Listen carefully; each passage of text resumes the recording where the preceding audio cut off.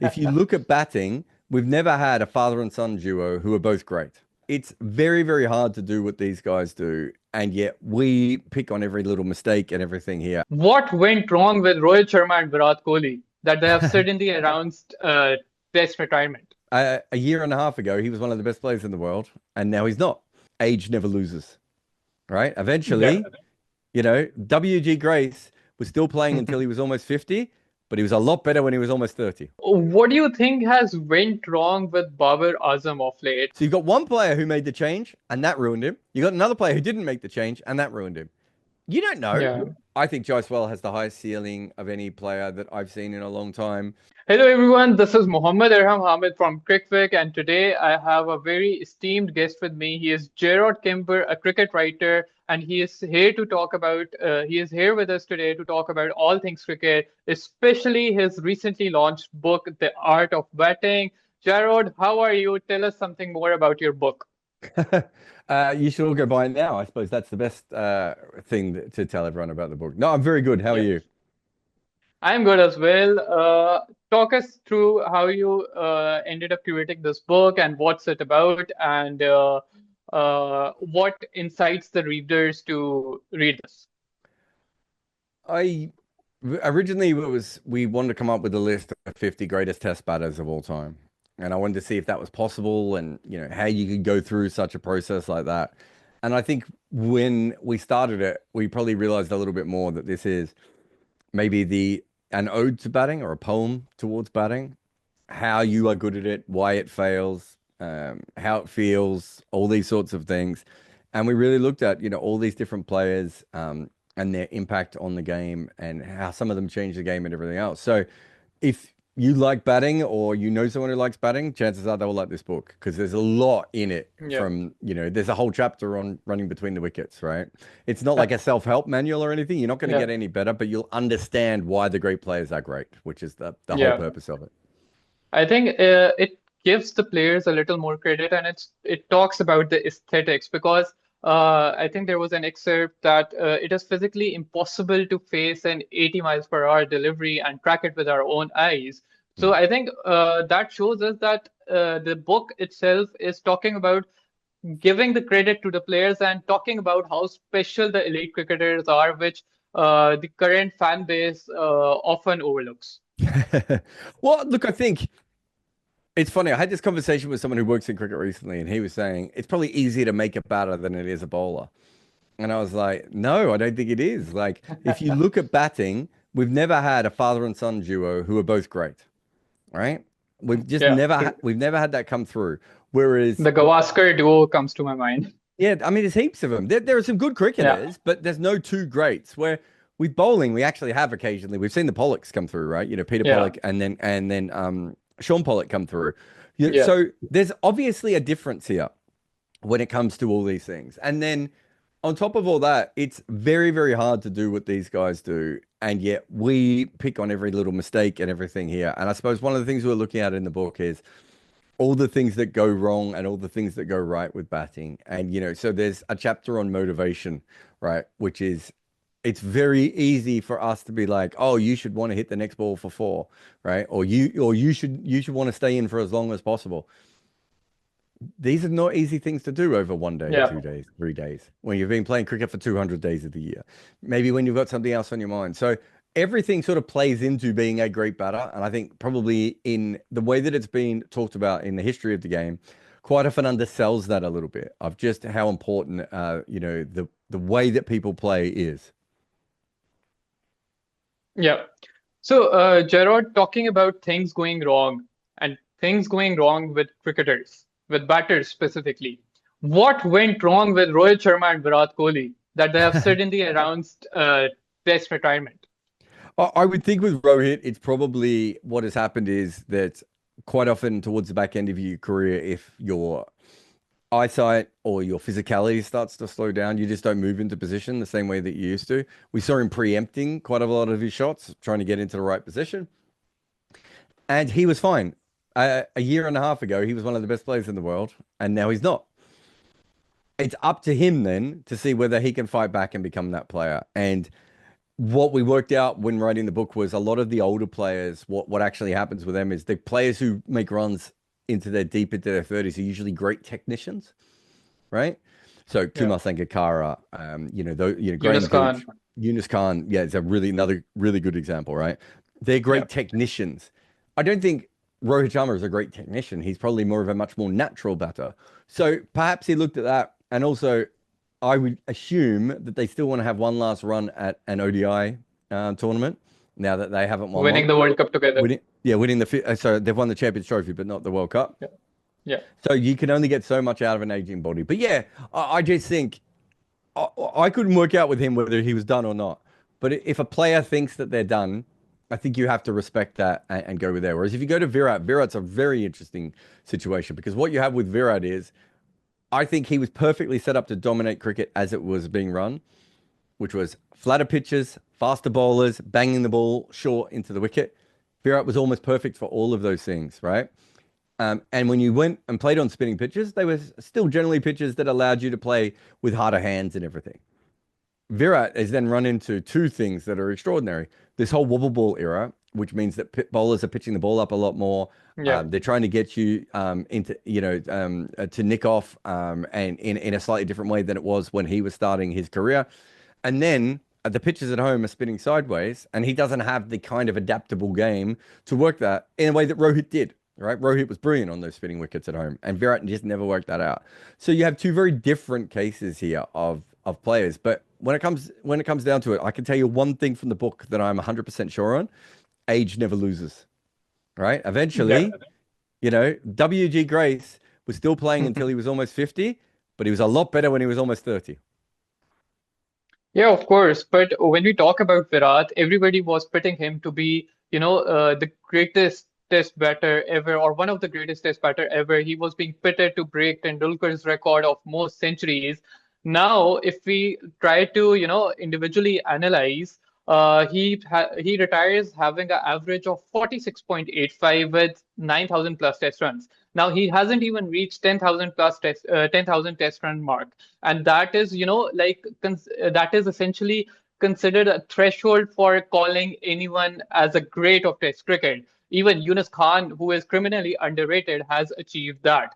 So where will he be now in the discussions of who the greatest test player, or would he even make it to the best test 11? Because even if we talk about the Indians, he comes fourth on the most prolific run scorers after Sachin Tendulkar, Sunil Gavaskar, and Rahul Dravid, and he is also just the fourth most prolific century maker for them. So I think that is a big downfall for someone with Virat's potential.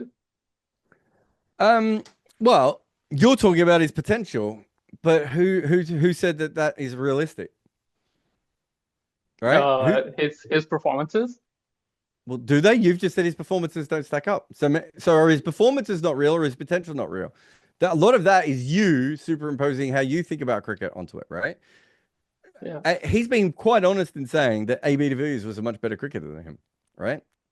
Yeah. He's talked about it as a batter time and time again. So in Virat's mind, maybe he thinks he got the most out of himself, right? We have superimposed our views on this.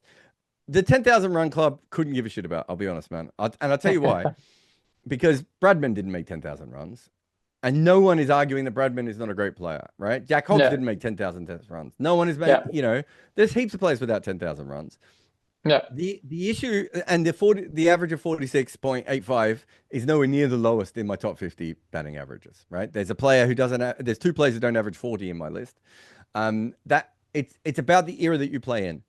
If you're Mohammad Yusuf, right, and you play in the greatest batting era of all time, and you play on the flattest batting wickets of all time, right, you are going to average higher than another player like Graham Thorpe, right, who has to play on wickets that are doing a lot more, right? That Yeah. doesn't mean that Mohammad Yusuf is 7 runs better than Graham Thorpe, right? You have to factor Yeah. in the pitches that people are playing on. You have to factor in the era that you played in. There have been a lot of great cricketers. You can put Kumar Sangakkara, Michael Clarke, Alistair Cook, Mohammad Yusuf, Yunus Khan, who all played in one of the greatest batting eras of all time. What they didn't have is what happened to Steve Smith and Virat Kohli, right? Where they Yeah. suddenly had everything that they were dominating changed, right? The Yeah. entire way that that teams bowled around the world changed, and they had to adapt to that. So you have to put in the entire perspective. Virat Kohli's still a great batter. I mean, you said there he wouldn't make that, he might not make India's 11, and then you said he had the fourth most runs and the fourth most hundreds. Do you see I what I'm said he saying? wouldn't make the world's Test 11, but he would What, obviously make the India's what Test of all 11, of course. time? Yeah, of all time. No, he's nowhere near With that, it. but he never was. This is the thing. You are focusing on what he did, which is a 7 or 8 year peak, right? Do you know how many players have had a 7 or 8 year peak of his level? There's probably about 8 to 10 of them, right? Rahul Dravid Yeah. had a better peak than him, right? Yeah. Ricky Ponting had a better peak. Don Bradman had a better peak. These are just off the top of my Yeah. head, guys I know who had Yeah. great peaks, right? Yeah. Before that, Virat Kohli was a fairly ordinary young player, good, but not sensational. After that, he's obviously been a real disappointment as an older player, right? His Yeah. peak is still one of the greatest peaks of all time. So he's still one of the greatest batters of all time, but Yeah. he was never anywhere near the idea he was going to make an all-time 11. Where would you even bat him in an all-time 11, right? Who are you going to Yeah. have him ahead of Sachin at 4? Are you going to have him ahead of Mm, Lara at 5? Like not at all. he's not already had a Bradman at Yeah. 3, is he? So he Yeah. was never in that conversation. Yeah. You have to understand that there is a breadth and depth to our game that has been going on for a long time. If you were Yeah. in your mind thinking that Virat was going to be in the top 11 best test batters of all time, he was probably always going to disappoint you because he was never going to make that list. He wasn't close enough to it. Joe Root, who has had a much better test career, isn't anywhere near the top 10 players of all time. Steve Smith, again, Might make even it. I don't think he'll make it, right? Maybe if he'd kept going in the trajectory he Yeah. had up until 2019, Yeah. you could have argued that you'd rather have Smith than maybe not Tendulkar, but maybe Lara if you were looking at Yeah. that kind of a batting order. And they both had better careers than Virat. So a lot of this is about Yeah. your projections on it, right? Which is Yeah. that's fine. That's what the list is. That's Yeah. how these things work. But you remember, you're thinking about like you're talking about the four modern players. You talked about Rohit Sharma as well, all this sort of stuff. Our list was 85 players long. Do you know what I mean? Okay. When you Yeah. start comparing Virat Kohli to Ken Barrington, right? Do you know anything about Ken Barrington? No. Ken Barrington almost averaged 60 in Test cricket, right? And he is not going to make many people's all-time 11s, right? It's Yeah. tough at the top. You were doing Hanif Muhammad does not make my top 50 batters of all time list, a top test batters of all time. There is no doubt in my mind that Hanif Muhammad is a great test batter. VVS Laxman Yeah. is not in that list. Adam Gilchrist Yeah. is not in that list. We're not talking about average players here. We are talking Yeah. about magnificent players, right? Yeah. There's been a lot of very good players play our game. Yeah. Okay, so Jarrod, since you have written this book and you have looked at these great batters that you have named very closely, so what do you think has went wrong with Babar Azam of late? And he seems to have lost the plot to scoring runs consistently. What do you think he is lacking, and where do you think he can improve? He had an issue with nicking off, right? And Yeah, because of that issue with nicking off, he decided to take a new guard and slightly change his position on the crease. And that what usually happens as a new player is you do that and you have a bit of success. Why do you have success? Because bowlers are used to bowling to you the other way, and now they can't bowl to you that way anymore, right? So it's quite often that you would change your technique and you'll have a little bit of a bump from it. But bowlers then start to learn about that. And then they start to bowl to the new technique. So before he was nicking off, and now he's going out bowled an LBW because he's in front of his stumps, right? So he's yeah, changed where he is and he's changed his dismissal. And he was probably better with one flaw than he is with his combination of two flaws that he probably has now. He's yeah, also got he's got some weird trigger movements against spin at the moment that I don't really understand. He's putting his leg in the way when he doesn't need to. He's too good a player against spin to do that. But again, my guess is he probably changed that.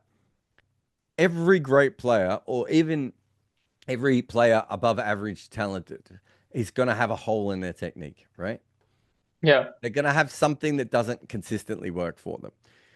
All great players manage to do over very, very ordinary players is either only have one hole right? Or to be able to cover that hole up better than an average player can. Yeah, how you essentially overcome that shortcoming that you have, and that basically defines how great you are, right? Right. So, Okay. for instance, Yeah. if you look at Faf du Plessis, he has one of the biggest holes in any modern player that I've ever done analysis on. The most common ball in Test cricket when he was playing was a length ball outside of stump, and he was terrible at them. Could not play length balls outside of stump. So what does he try and do to that? He tries to move around the crease sometimes so that he can get it because he's Shuffle. really good when the ball's full, right? Yeah. Or he tries to shuffle across the line and flick the ball across the stumps because he almost never misses a straight ball, right? Yeah. Now, he wasn't as rounded as a player like Babar Azam, but he Yeah. managed to negate his weaknesses in a way that, yeah, he's going to nick off sometimes because he's just going to nick off. There's Yeah. nothing he can do about that. But he played to his strengths. My guess is that what Babar Azam has done, he's probably played to his weaknesses, right? Where Hmm. he's trying to get rid of his weakness rather than going, yeah, I'm going to nick off every now and again, but I'll still average 45, right? It's Yeah. not going to do, it's not going to end my career. It might limit me. Whereas look at Virat Kohli. Virat Kohli did the opposite. Virat Yeah. Kohli went, oh, I will eventually overcome this weakness, right? I will overcome this weakness outside of stump. I am Virat Kohli. I know how to play and I will do it.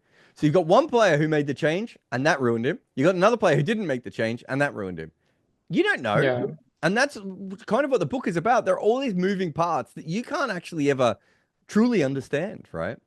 You can never be Yeah. on top of those things. And I remember talking to a player who, when I was doing analysis, he had an issue where basically the ball's at the top of the stumps on middle stump, so kind of around his thigh pad area, maybe a little bit lower. He just kept getting trapped on the crease, right? And I Hmm. went up to him and I said, "Look, just letting you know, I've been doing some analysis and I've seen this." And he just went into a rage.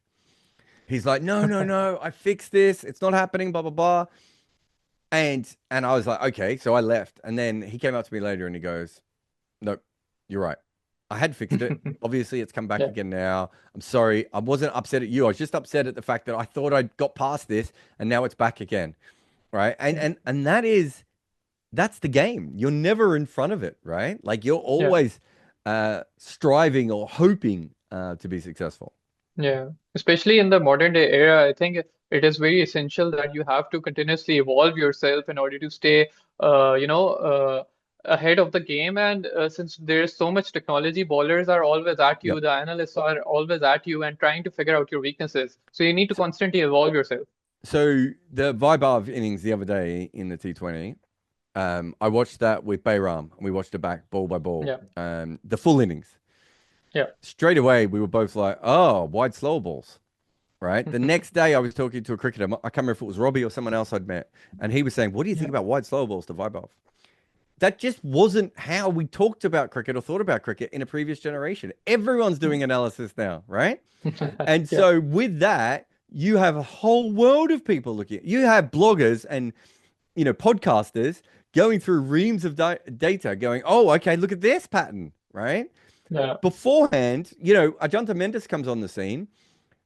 Verinder Sehwag goes, I'm just going to play him like an off spinner. And Ross Taylor goes, what's he doing with his fingers? Does he change his fingers for each ball? Those two things get passed around the cricket network. And within yeah, 2 years, he goes from the best bowler in the world to unpickable for Sri Lanka. yeah. He got figured out. Yeah. And So I that's the think game now. that, yeah, that is the game, and the game has changed so much. So talking about the new batters in this modern day era, who do you think after, obviously you have got your own point of view and you have an analytical acumen. Who do you think could, possibly feature in this list of 50 great players that you have created, and, who could knock the doors and like, is it someone like Saim Ayub or, Shubman Gill or the likes of, maybe, is Joe Root in there, by the way? Yeah, he's quite high. Joe Root is there, but Joe, I think any Joe new Root, player. I think Joe Root moved higher during the book, and Virat moved Because of the lower. peak, because of the recent peak. Yeah, because he had another peak. We didn't want to move it Yeah. too much because, for all you know, Joe Root's about to have a whole year where he doesn't make any runs, and Virat could have retired or made more runs straight away, right? Which would have Yeah, changed it. yeah, But yeah, they were the two biggest movers. I don't think Kane or Smith. Smith maybe moved a couple of spots, but not yeah. much. And Kane didn't really move all that much, I don't think, while Hmm, writing the book. hmm, hmm, hmm. When we started the book, Babar Azam and Marnus Labuschagne were on our long list. right? And by the time I actually started writing the book, neither of them were even on the long list anymore, Yeah, right? So things change really yeah, fast. yeah, Um, Shubman Gill is a good one. I think Jaiswal has the highest ceiling of any player that I've seen in a long time. yeah, Harry Brooks a really interesting one. Simon Ayub, I need to see more of him in other conditions, and just see how he handles it. But yeah. he should be on that list. I wouldn't have thought someone like Cameron Green would be on that list. But I Mm, suppose Cameron Green is someone who, because he's an all-rounder, probably hasn't developed his batting as quickly as some of the other guys. So it's possible at yeah. 26, 27, 28 is when we see the proper Cameron Green and we all go, oh, okay, now we understand what he can be. Provided provided that he, gets a chance to bat at the top of the order, something like Jack Callis. Yeah, he'll probably bat. Well, I mean, they want to bat him at four, don't they? So they'll find a way to try and get him at 4 or 5. But you're right. Mm, Eventually, he'll be batting at the top because the other guys will yeah, retire. I'm still yeah, really interested in Tristan Stubbs and Dewar Brevis. Stubbs has yeah. started playing Test cricket again now, so he's someone I'm very fascinated with. You know, Ben Hmm. Duckett probably wouldn't make the list, but if Ben Duckett continues to score at the rate he's scoring, an average in the mid 40s as an English Hmm. opener, you have to Hmm. start looking at when Ben Duckett, Usman Khawaja is another player. I was like, he keeps making runs while we're making this Yeah, book. He wasn't even on our list. And like by the end, we yeah, had a look and he just didn't make it, but he wasn't, again, yeah. wasn't that far off. So, Okay. so yeah, you're looking at those sorts of players. Mendes, of course, Yeah, out of Sri Lanka as well. So you're looking at yeah, those sorts of players. Those are the ones with the obvious one. I think you mentioned Shubman Gill as well before, who should be yeah. mentioned. Um, but there's always going to be surprises as well. You know, Azhar Ali. If you would have told me at the start of Azhar Ali's career, I would still be talking about him a decade later. I would have been like, "What? As what? Did he become a leg spinner again?" Right? Um, there are players who develop at different rates, right? And you don't know how they're going to develop. So I'm trying to think of someone who is, you know, you look at someone like Steve Waugh, Yeah, absolutely a different player when he ended his career than when he began his career, right? So yeah. you don't know how people are going to develop. And, Vibar might not even have a professional career at the age of 22, right? Or he might be on the path to greatness. Both of those things Yeah, are completely on the table, right? And trying to project how good a player will be when they're 16 to 22 is really hard. We see this in professional sports all the time. People make mistakes picking younger players all the time. You can be good at when you're young and not good in your late 20s, or life can get in the way, or all these sorts of yeah, different things. But yeah, the players that I said before all have yeah, reasonable shots. yeah, It's hard. Who do you dislodge, right? So I'm trying to remember the yeah, back end of my list. Muhammad Yusuf is at 50. yeah, Um, I know Rowan Kanai's at about 46, 47. Oh no, Walcott and Weeks are around 46, 47, right? Those are all guys who average over 50 in Test cricket. yeah, yeah, Those are hard to move out the way, right? yeah, And we yeah, will get players that will come through. How much Test cricket will players play? yeah, Tristan Stubbs. If you'd have told me 2 years ago that Tristan Stubbs was batting first drop at a Test match, I'd be asking yeah, you, if you were taking what Kagisa Rabada's been taking, right? Like, yeah, you'd have to yeah, be high to have thought that at this stage. And now you're just like, yeah, actually, I see what they're doing here. It may not yeah, work, but let's see how it goes. yeah, So things develop very fast. yeah. All right. Thank you so much, Jarrod, for your analysis. And I'm really, as a personal cricket fan, as I'm really excited about the book, and I look forward to reading it. And I This look book. forward to, yeah, this book. I'm looking forward to read it. And I hope that the book gets successful and a lot of people buy it. Thank you so much for joining us today. I hope to interact with you in the future as well. Thank you so much for taking out the time. And that's it. Thank you. No worries. Thanks for having me on. Thank you.